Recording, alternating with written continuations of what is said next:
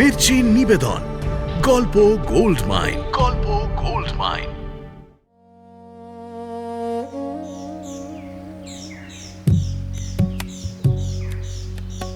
অনেক অনেক কাল আগের কথা। তখনও শিলাদিত্যের জন্ম হয়নি। সেই সময় বল্লভীপুরে রাজা কনক সেনের বংশের শেষ রাজা রাজত্ব করছিলেন। বল্লভীপুরে তখন সূর্যকুণ্ড নামে এক অতি পবিত্র কুণ্ড ছিল। সেই কুণ্ডের এক ধারে প্রকাণ্ড সূর্য মন্দিরে এক অতি বৃদ্ধ পুরোহিত বাস করতেন। তার একটিও পুত্র কন্যা কিংবা বন্ধু বান্ধব ছিল না। অনন্ত আকাশে সূর্যদেব যেমন একা, তেমনি আকাশের মতো নীল প্রকাণ্ড সূর্যকুণ্ডের তীরে আদিত্য মন্দিরে সূর্যপুরোহিত তেজস্বী বৃদ্ধ ব্রাহ্মণ বড়ই একাকী, বড়ই সঙ্গীহীন ছিলেন।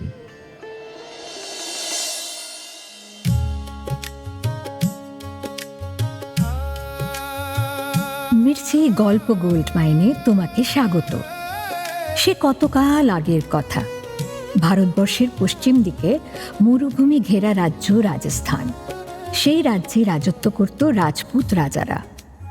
এই রাজপুতরা ছিল বীর এবং সাহসী এক জাতি, যারা নারী পুরুষ নির্বিশেষে দেশের জন্য, পরিবারের জন্য এবং সর্বোপরি আত্মসম্মান রক্ষার জন্য লড়াই করে গেছিল আপোষহীনভাবে। চলো তোমাদের আজ সেই রাজপুতদের বীরত্বের রোমাঞ্চকর গল্প শোনাই। অবনীন্দ্রনাথ ঠাকুরের রাজকাহিনী। আজকের গল্প শিলাদিত্য।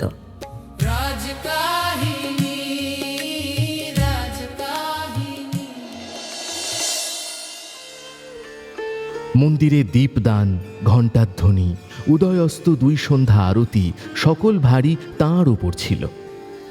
ভৃত্য নেই, অনুচর নেই, একটি শিষ্যও নেই। বৃদ্ধ ব্রাহ্মণ একাই প্রতিদিন 30 সের ওজনের পিতলের প্রদীপে দুই সন্ধ্যা সূর্যদেবের আরতি করতেন। প্রতিদিনই সেই শীর্ণ হাতে রাক্ষস রাজার রাজমুকুটের মতো মন্দিরের প্রকাণ্ড ঘণ্টা বাজাতেন আর মনে মনে ভাবতেন, যদি একটি সঙ্গী পাই তবে এই বৃদ্ধ বয়সে তার হাতে সমস্ত ভার দিয়ে নিশ্চিন্ত হই। সূর্যদেব ভক্তের মনোবাঞ্ছা পূর্ণ করলেন। একদিন পৌষ মাসের প্রথমে ঘন কুয়াশায় চারদিক অন্ধকার। সূর্যদেব অস্ত গেছেন। বৃদ্ধ পুরোহিত সন্ধ্যার আরতি শেষ করে ভীমের বুক পাটাখানার মতো প্রকাণ্ড মন্দিরের লোহার কপাট বহু কষ্টে বন্ধ করছেন। এমন সময় ম্লান মুখে একটি ব্রাহ্মণ কন্যা তার সম্মুখে উপস্থিত হল। পরনে ছিন্ন বাস, কিন্তু অপূর্ব সুন্দরী। বোধ হল যেন শীতের ভয় একটি সন্ধ্যা তারা সূর্য মন্দিরে আশ্রয় চায়। ব্রাহ্মণ দেখলেন কন্যাটি সুলক্ষণা, অথচ তার বিধবার বেশ। তিনি জিজ্ঞাসা করলেন, কে তুমি? কি চাও মা? তখন সেই ব্রাহ্মণ বালিকা তার কমলকলির মতো ছোট দুইখানি হাত জড়ো করে বললে, প্রভু, আমি আশ্রয় চাই। গুর্জর দেশের বেদবেদী ব্রাহ্মণ দেবাদিত্যের একমাত্র কন্যা আমি। আমার নাম সুভাগা। বিয়ের রাতে বিধবা হয়েছি। সেই দোষে দুর্ভাগী বলে সকলে মিলে আমায় আমাদের দেশ থেকে বার করেছে। প্রভু, আমার মা ছিলেন, এখন মাও নেই। আমায় আশ্রয় দাও। আরে অনাথিনী, এখানে কোন সুখের আশায় আশ্রয় চাস? আমার অন্ন নেই, বস্ত্র নেই, আমি যে নিতান্ত দরিদ্র, বন্ধুহীন। ব্রাহ্মণ মনে মনে কথা বললেন বটে, কিন্তু কে যেন তার মনের ভেতর বলতে লাগল, হে দরিদ্র, হে বন্ধুহীন, এই বালিকাকে তোমার বন্ধু করে আশ্রয় দাও। ব্রাহ্মণ একবার মনে করলেন আশ্রয় দিই, আবার ভাবলেন যে মন্দিরে 80 বৎসর ধরে একা এই সূর্যদেবের পুজো করলেন, আর শেষ দশায় আমার কার হাতে তার পূজার ভার দিয়ে নিশ্চিন্ত হই। ব্রাহ্মণ ইতস্তত করতে লাগলেন। তখন সহসা সন্ধ্যার সমস্ত অন্ধকার ভেদ করে পৃথিবীর পশ্চিম পার থেকে এক বিন্দু সূর্যের আলো সেই দুঃখিনী বালিকার মুখখানিতে এসে পড়ল। ভগবান আদিত্যদেব যেন নিজের হাতে দেখিয়ে দিলেন, এই আমার সেবাদাসী। হে আমার প্রিয় ভক্ত, এই বালিকাকে আশ্রয় দাও, যেন চিরদিন এই দুঃখিনী বিধবা আমার সেবায় নিযুক্ত থাকে। ব্রাহ্মণ জোর হস্তে সূর্যদেবকে প্রণাম করে দেবাদিত্য ব্রাহ্মণের কন্যা সুভাগাকে সূর্য মন্দিরে আশ্রয় দিলেন। তারপর কত দিন কেটে গেল। সুভাগা তখন মন্দিরের সমস্ত কাজই শিখেছেন। কেবল ননির মতো কোমল হাতে 30 ওজনের সেই আরতির প্রদীপটা কিছুতেই তুলতে পারলেন না বলে আরতির কাজটা বৃদ্ধকেই করতে হতো।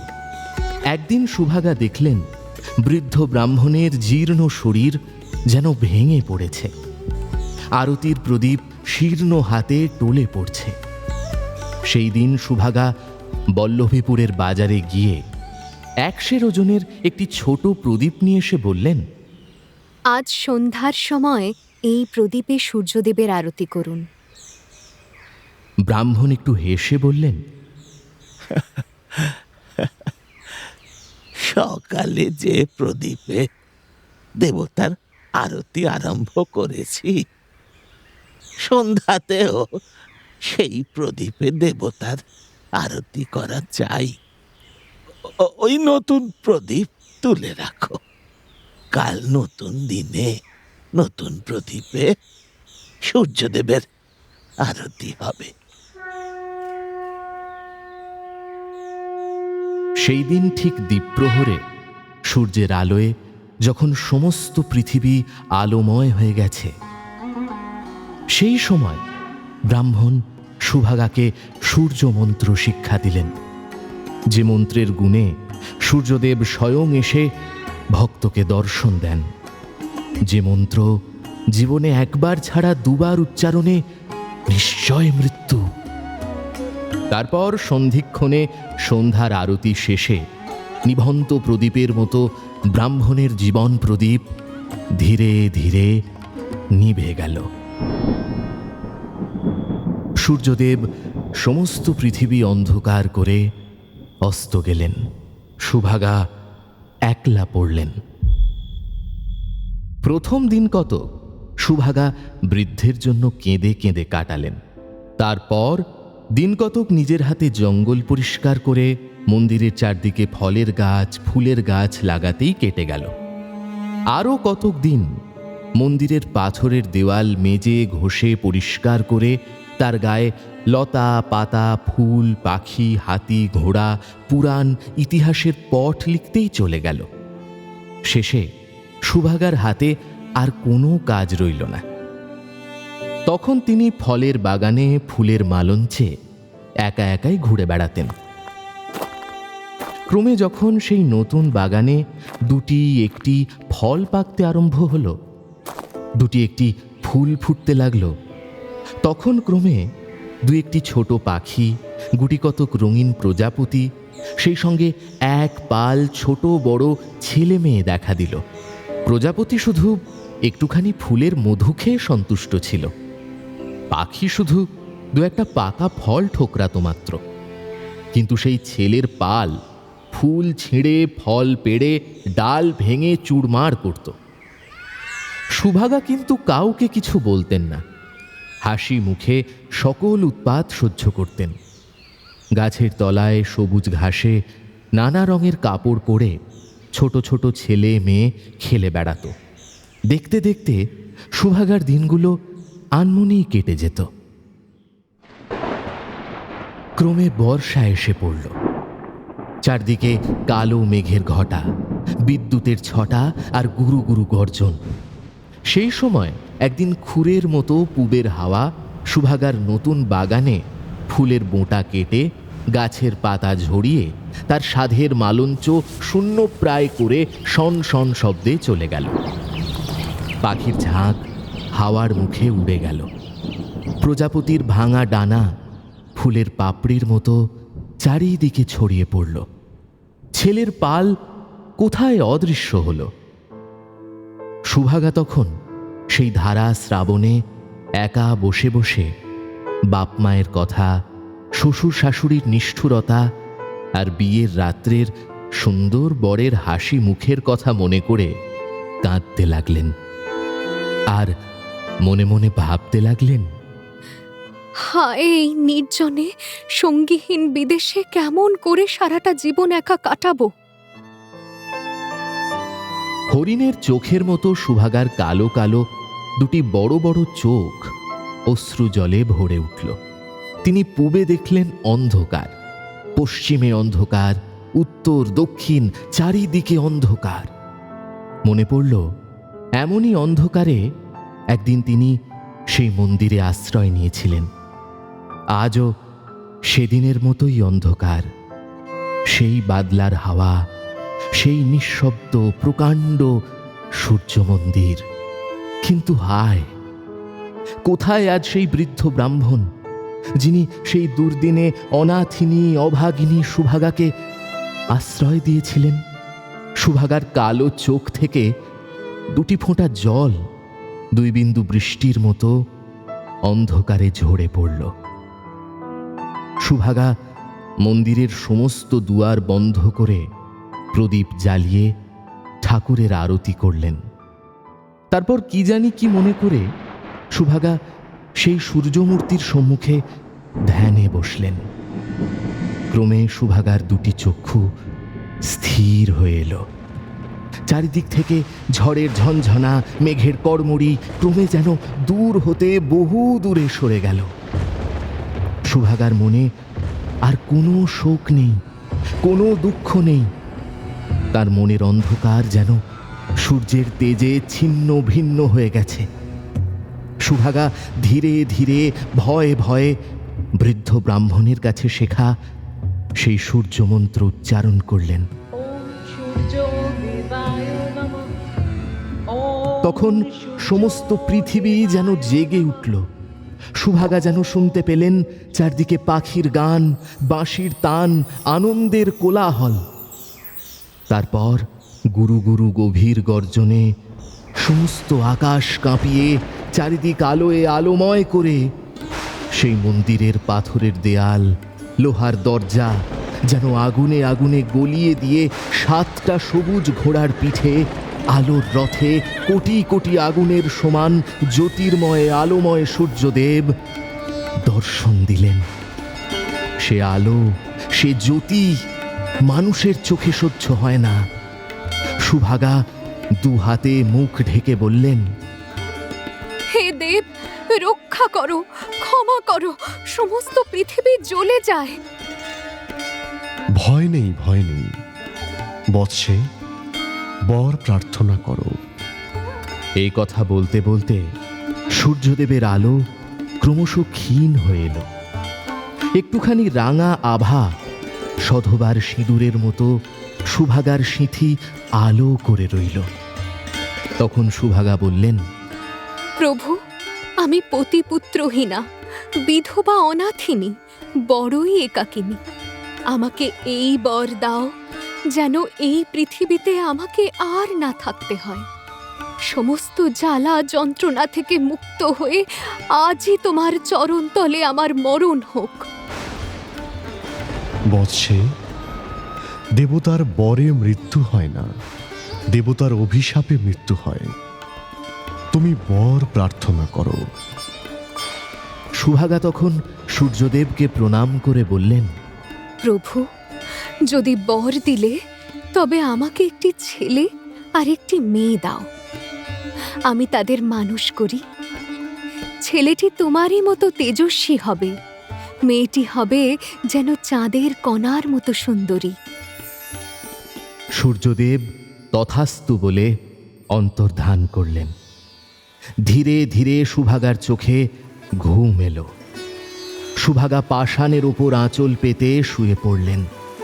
চারিদিকে ঝমঝম করে বৃষ্টি নামল। তখন ভোর হয়ে এসেছে। সুভাগা ঘুমের ঘোরে শুনতে লাগলেন তার সেই ভাঙা মালঞ্চে দুটি ছোট পাখি কি সুন্দর গান ধরেছে। ক্রমে সকালবেলার একটুখানি সোনার আলো সুভাগার চোখে পড়ল। তিনি তাড়াতাড়ি উঠে বসলেন। আঁচলে টান পড়ল। চেয়ে দেখলেন কচি দুটি ছেলে মেয়ে কোলের কাছে ঘুমিয়ে আছে। সূর্যদেবের বর সফল হল। সুভাগা দেবতার মতো সুন্দর সন্তান দুটি কোলে নিলেন। সকল লোকের চোখের আড়ালে নির্জন মন্দিরে জন্ম হল বলে সুভাগা দুজনের নাম দিলেন গায়েব, গায়েবী। সুভাগা গায়েব আর গায়েবীকে বুকে নিয়ে মন্দিরের বাইরে এলেন। তখন পূবে সূর্যদেব উদয় হচ্ছিলেন, পশ্চিমে চাঁদ অস্ত যাচ্ছিলেন। সুভাগা দেখলেন গায়েবের মুখে সূর্যের আলো ক্রমে ফুটে উঠতে লাগল, আর গায়েবীর কালো চুলে চাঁদের জ্যোৎস্না ধীরে ধীরে নিভে গেল। তিনি মনে মনে বুঝলেন গায়েবীকেই পৃথিবীতে বেশি দিন ধরে রাখা যাবে না। গায়েব ক্রমশ যখন বড় হয়ে পাঠশালায় যেতে আরম্ভ করলেন, সেই সময় গায়েবী মায়ের কাছে বসে মন্দিরের কাজকর্ম শিখতে লাগলেন। গায়েব যেমন দুরন্ত দুর্দান্ত, গায়েবী তেমনই শিষ্ট শান্ত। গায়েবীর সঙ্গে কত ছোট ছোট মেয়ে সেধে সেধে খেলা করতে আসত, কিন্তু গায়েবের উৎপাতে পাঠশালার সকল ছেলে অস্থির হয়ে উঠেছিল। শেষে তারা সকলে মিলে একদিন পরামর্শ করলে, গায়েব আমাদের চেয়ে লেখায় পড়ায় সকল বিষয়ে বড়। এসো আমরা সকলে মিলে গায়েবকে রাজা করি, আর আমরা তার প্রজা হই। তাহলে গায়েব আর আমার উপরে অত্যাচার করতে পারবে না। এই বলে সকলে মিলে গায়েবকে রাজা বলে কাঁধে করে নৃত্য আরম্ভ করলে। গায়েব হাসি খুশিতে সেই সকল ছোট ছোট ছেলের কাঁধে বসে আছেন। এমন সময় একটি খুব ছোট ছেলে বলে উঠল, আমি রাজার পূজারী, মন্ত্র পড়ে গায়েবকে রাজ টিকা দেব। তখন সেই ছেলের পাল গায়েবকে একটি মাটির ঢিবির ওপর বসিয়ে দিলে। গায়েব সত্যি রাজার মতো সেই মাটির সিংহাসনে বসে আছেন। এমন সময় সেই ছোট ছেলেটি তার কপালে তিলক টেনে দিয়ে বললে, তোমার নাম তো জানি, বলো তোমার মায়ের নাম কি, বাপের নাম কি? আমার নাম গায়েব, আমার বোনের নাম গায়েবী, মায়ের নাম সুভাগা। আমার বাপের নাম কি? গায়েব জানে না যে তিনি সূর্যদেবের বর পুত্র। নাম বলতে পারলেন না। লজ্জায় অধোবদন হলেন। চারিদিকে ছেলের পাল হো হো করে হাততালি দিতে লাগলো। লজ্জায় গায়েবের মুখ লাল হয়ে উঠল। তখন এক পদাঘাতে সেই মাটির সিংহাসন চূর্ণ করে চড় চাপড়ে ছোট ছেলেদের ফোলা গাল বেশি করে ফুলিয়ে রাগে কাঁপতে কাঁপতে গায়েব একেবারে দেব মন্দিরে উপস্থিত হলেন। সুভাগা গায়েবীর হাতে পিতলের একটি ছোট প্রদীপ দিয়ে কেমন করে সূর্যদেবের আরতি করতে হয় শিখিয়ে দিচ্ছিলেন। এমন সময় ঝড়ের মতো গায়েব এসে পিতলের প্রদীপটা কেড়ে নিয়ে টান মেরে ফেলে দিলেন। নিরেট পিতলের প্রদীপ পাথরের দেওয়ালে লেগে ঝনঝন শব্দে চুরমার হয়ে গেল। সেই সঙ্গে সূর্যদেবের মূর্তি আঁকা একখানা কালো পাথর সেই দেওয়াল থেকে খসে পড়ল। সুভাগা বললেন, আরে উন্মাদ, কি করলি? সূর্যদেবের মঙ্গল আরতি ছারখার করে দেবতার অপমান করলি। গায়েব বললেন, দেবতাও বুঝি না, সূর্যও বুঝি না। বলো আমি কার ছেলে? না হলে আজ তোমার সূর্য মূর্তি কুণ্ডের জলে ডুবিয়ে দেবো। যদিও প্রকাণ্ড সেই সূর্যমূর্তি ভীম এলেও তুলতে পারতেন না, তবু গায়েবের বীর দর্প দেখে সুভাগার মনে হলো কি জানি কি করে। তিনি তাড়াতাড়ি গায়েবের দুটি হাত ধরে বললেন, বাছা, শান্ত হ, স্থির হ। আর সূর্যদেবের অপমান করিস নে। পিতার নামে কি কাজ? আমি তোর মা আছি, গায়েবী তোর বোন। আর তোর কিসের অভাব? গায়েব তখন বললেন, তবে কি মা আমি নীচ, জঘন্য, অপবিত্র পথের ধুলো ভিখারির অধম?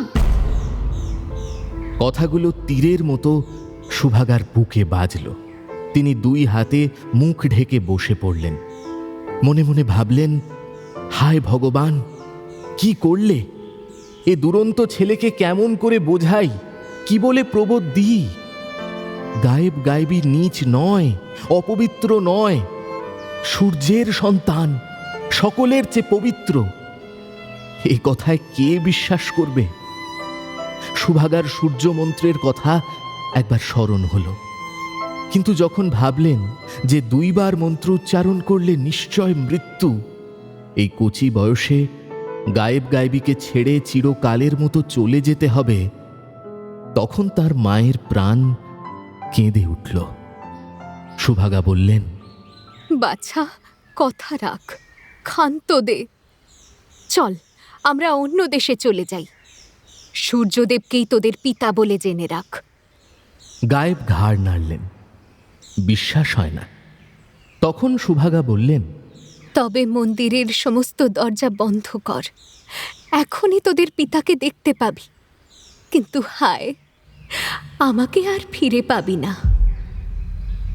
সুভাগার দুই চোখে জল পড়তে লাগলো। গায়েবী বললে, ভাই, মাকে কেন কষ্ট দাও? গায়েব উত্তর না দিয়ে মন্দিরের সমস্ত দরজা বন্ধ করে দিলেন। সুভাগা দুজনের হাত ধরে সূর্যমূর্তির সম্মুখে গিয়ে ধ্যানে বসলেন। এই মন্দিরে একাকিনী সুভাগা একদিন মৃত্যু ইচ্ছা করে মন্ত্র নির্ভয় উচ্চারণ করেছিলেন। কালসর্পের মতো সেই সূর্যমন্ত্র আজ উচ্চারণ করতে গিয়ে তার মায়ের প্রাণে কতই ভয়, কতই ব্যথা। সূর্যদেব দর্শন দিলেন।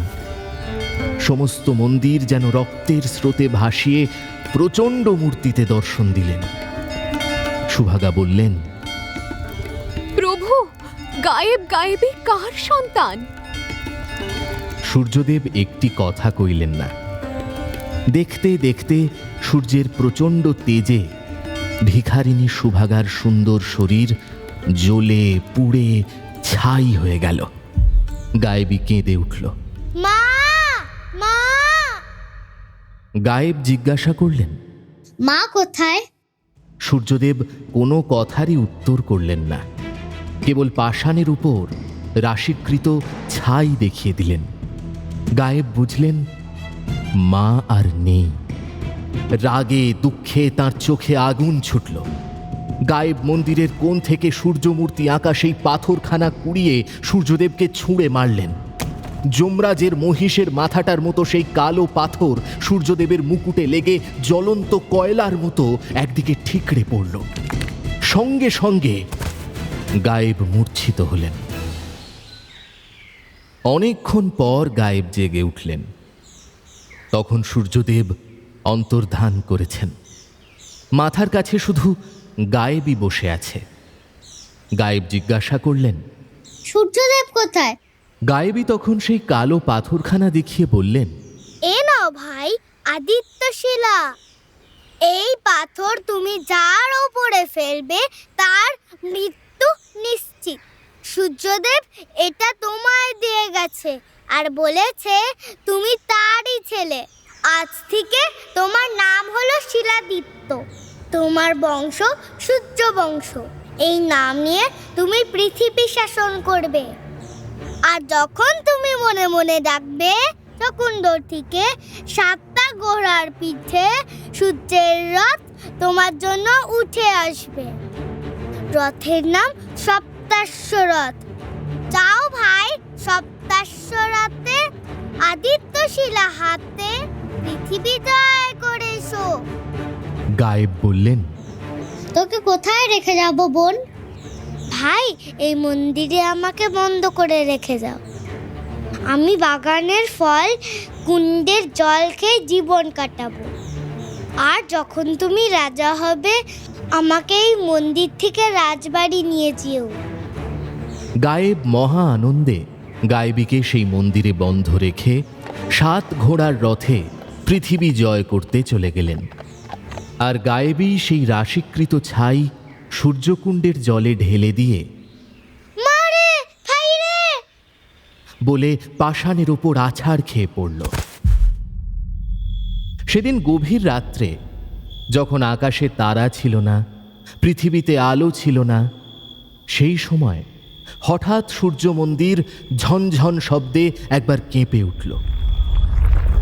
তারপর 80 মণ কালো পাথরের প্রকাণ্ড সূর্যমূর্তিকে নিয়ে আর ননির পুতুলের মতো সুন্দরী গায়েবীকে নিয়ে আধখানা মন্দির ক্রমে মাটির নিচে চলে যেতে লাগলো। গায়েবী প্রাণ ভয় পালাবার চেষ্টা করল, বৃথা চেষ্টা।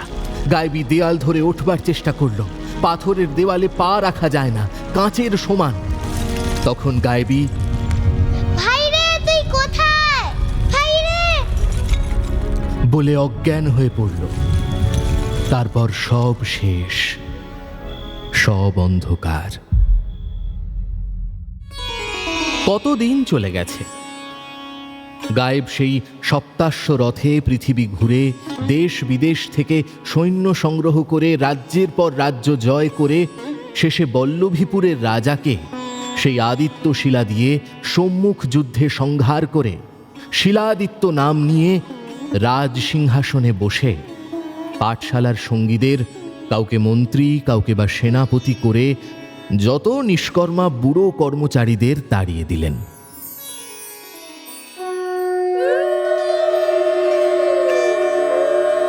তারপর উলুধ্বনি শঙ্খধ্বনির মাঝখানে শিলাদিত্য চন্দ্রাবতী নগরের রাজকন্যা পুষ্পবতীকে বিয়ে করে শ্বেত পাথরের শয়ন মন্দিরে বিশ্রাম করতে গেলেন।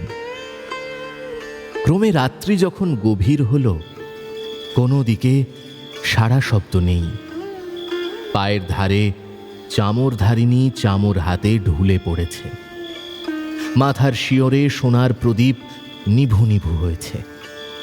সেই সময় শিলাদিত্য তাঁর ছোট বোন গায়েবীর কচি মুখখানি স্বপ্নে দেখলেন। তার মনে হলো যেন অনেক অনেক দূর থেকে সেই মুখখানি তাঁর দিকে চেয়ে আছে, আর সেই সূর্য মন্দিরের দিক থেকে কে যেন ডাকছে।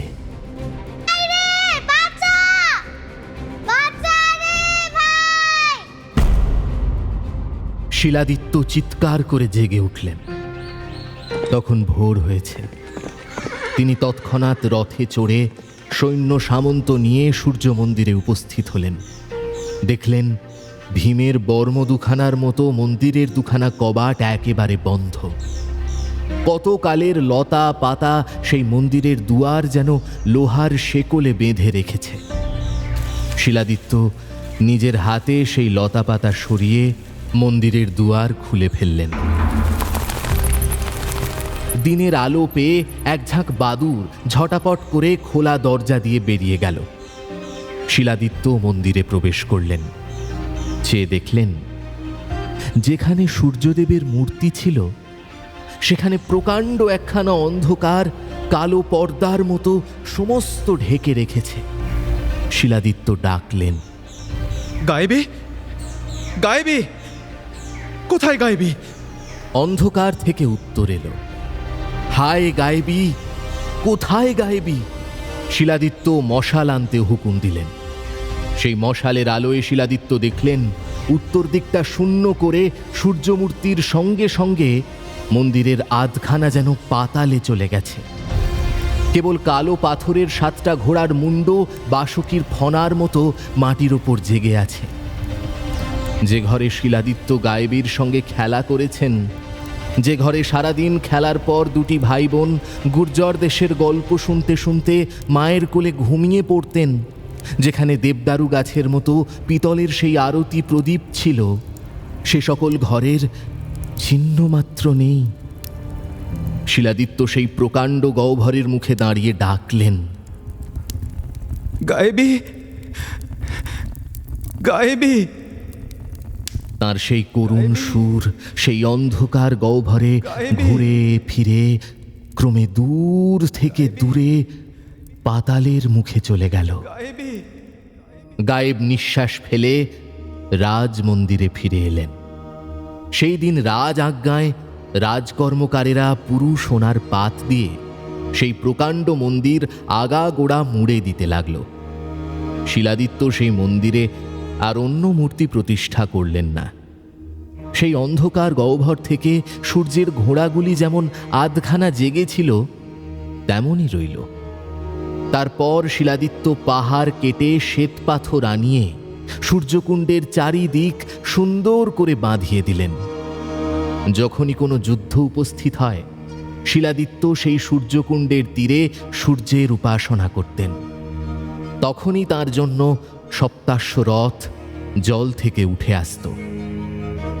শিলাদিত্য সেই রথে যখন যে যুদ্ধে গিয়েছেন, সেই যুদ্ধেই তার জয় হয়েছে। শেষে একজন বিশ্বাসঘাতক মন্ত্রী, যাকে তিনি সবচেয়ে বিশ্বাস করতেন, সবচেয়ে ভালোবাসতেন, সেই তার সর্বনাশ করল। সেই মন্ত্রী ছাড়া পৃথিবীতে কেউ জানত না যে শিলাদিত্যের জন্য সূর্যকুণ্ড থেকে সপ্তাশ্ব রথ উঠে আসে।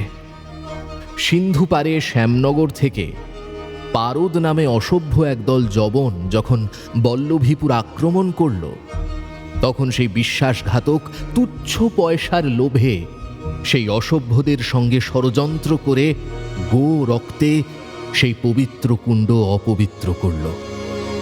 শিলাদিত্য যুদ্ধের দিন যখন সেই সূর্যকুণ্ডের তীরে সূর্যের উপাসনা করতে লাগলেন, তখন আগেকার মতো নীল জল ভেদ করে দেবরথ উঠে এলো না।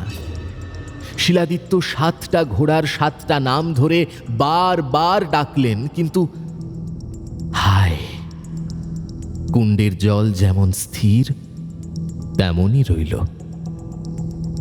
শিলাদিত্য হতাশ হয়ে রাজরথে শত্রুর সম্মুখে উপস্থিত হলেন।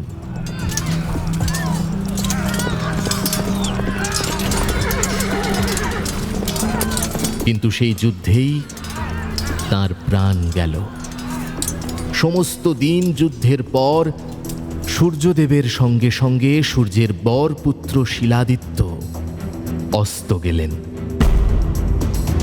বিধর্মী শত্রু সোনার মন্দির চূর্ণ করে বল্লভীপুর ছারখার করে চলে গেল।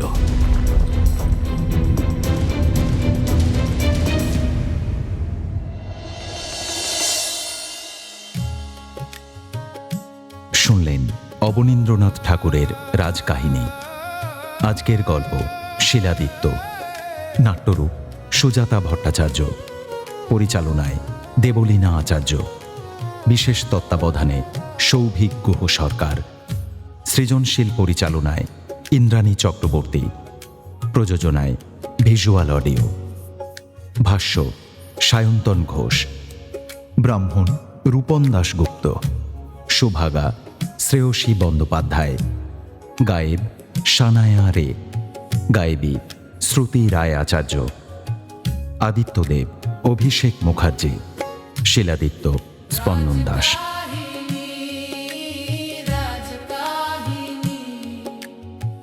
বালির পরে রক্তের